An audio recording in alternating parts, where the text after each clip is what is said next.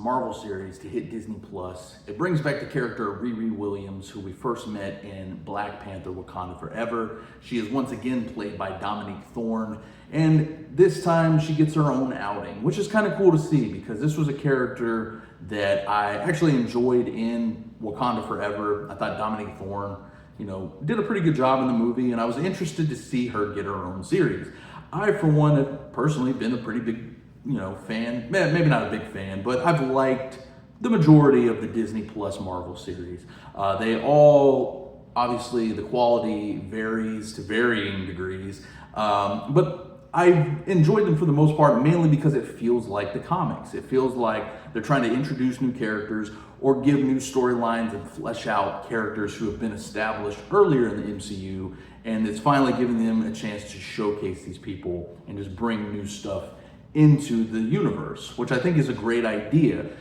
In a lot of cases, it hasn't been fleshed out quite the way they probably wanted it to be, but I still think it's worked more than it hasn't.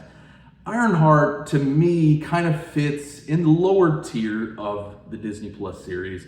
It, to me, feels like the most average Marvel series thus far. And that's a shame because, again, I like the character of Riri Williams, so I was interested in this series, but it just feels like they don't do enough here to really flesh out her character more, and actually, she gets outshined in her own series. Dominique Thorne does a good job in the show, but it's actually Anthony Ramos who comes in as the Hood and is the villain of the series. He is stealing every episode of this show. And I was actually surprised that they give a lot of depth to his character and show a lot of his origin story as well. The storyline here just isn't all that engaging. It's Riri, she gets kicked out of MIT, she has to go back to her home in Chicago. While there, she hooks up with Anthony Ramos' character and basically joins his crew of criminals.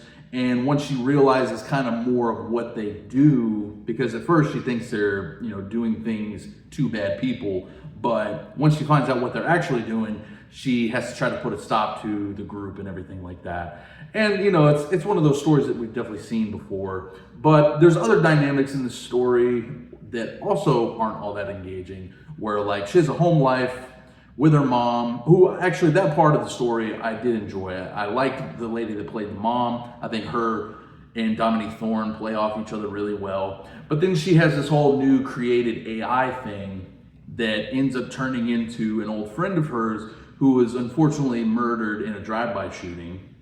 That whole dynamic is just kind of weird, the way they play it out and everything. It does add a little bit more depth to Riri's character, but a lot of the scenes just feel a bit awkward.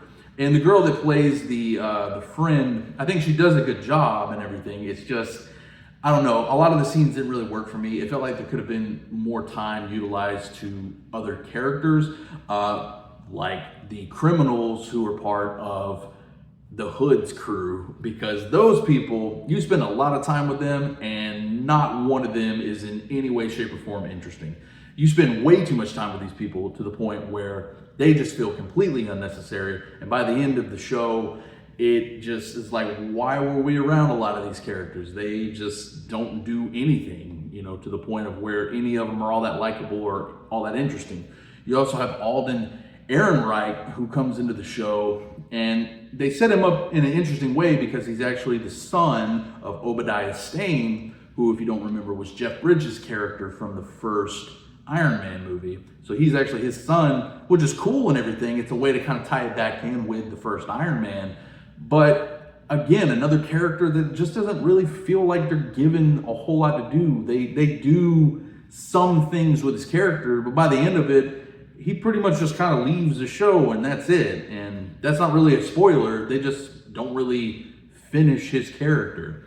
It all builds up to what I would consider actually a pretty solid finale, where they introduce a character that's been rumored to be appearing in the MCU for quite some time. And it's all done effortlessly well. I think the finale is the best episode of the show, mainly because a lot of the characters that I wasn't interested in don't appear in the episode.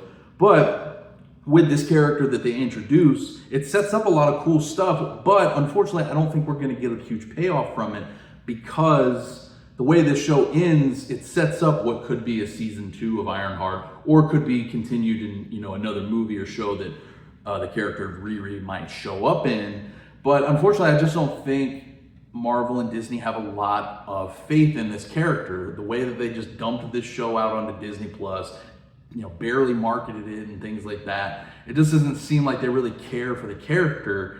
And, it's a shame because it ends in such a way that, you leave kind of on a cliffhanger, and it just doesn't feel like we're ever going to get to see the next step of that. And Marvel is kind of big on doing that at times. They've set up many things that they've done in post-credit scenes or mid-credit scenes that they haven't really gone back to. And this is maybe one that's going to get added to that, unfortunately.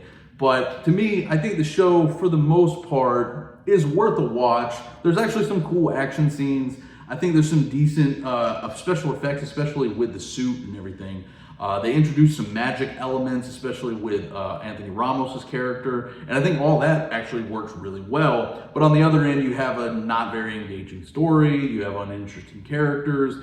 And just in terms, it feels like they just didn't execute a lot well.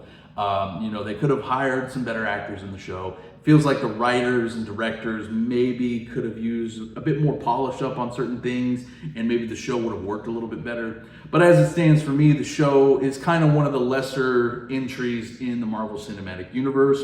Again, not to say that it's bad, it's just not all that great. That's about it for me, guys. If you have had the opportunity to see Ironheart, please let me know what you thought about it in the comments below. Be sure to subscribe to the channel for more reviews, rankings, all kinds of good stuff. I'll leave all my links down below on where you can follow me and check out more of my reviews.